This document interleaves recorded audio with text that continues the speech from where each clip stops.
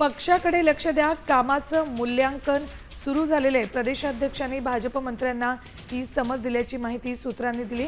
आगामी निवडणुकीसाठी कामांचं टार्गेट प्रत्येकाला ठरवून देण्यात आलंय अशी माहिती सूत्रांकडून मिळते। पक्षांतर्गत कुरबुरी सुरत त्यानंतर रवींद्र चव्हाण यांनी ही तंबी दिली आहे। अपडेट्स घेऊयात आमचे प्रतिनिधी गणेश कवडे यांच्याकडून। गणेश, काय अपडेट्स आहेत? काय नेमकं रवींद्र चव्हाण यांनी भाजपच्या सगळ्या पदाधिकारी आणि पक्षांतर्गत सगळ्यांनाच सांगितले?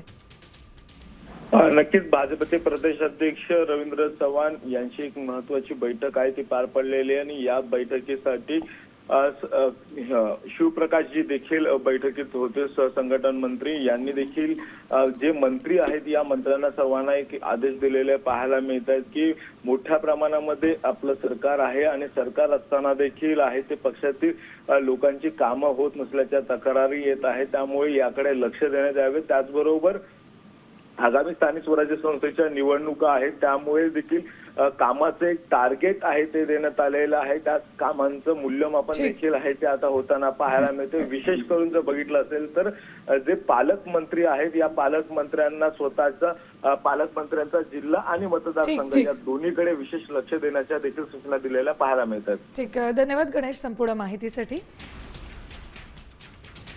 तर निवडणुकांच्या काळामध्ये पक्षाकडे लक्ष देण्याच्या सूचना रवींद्र चव्हाण यांनी पक्षातल्या सगळ्याच कार्यकर्ते, नेते आणि पदाधिकाऱ्यांना दिल्यात।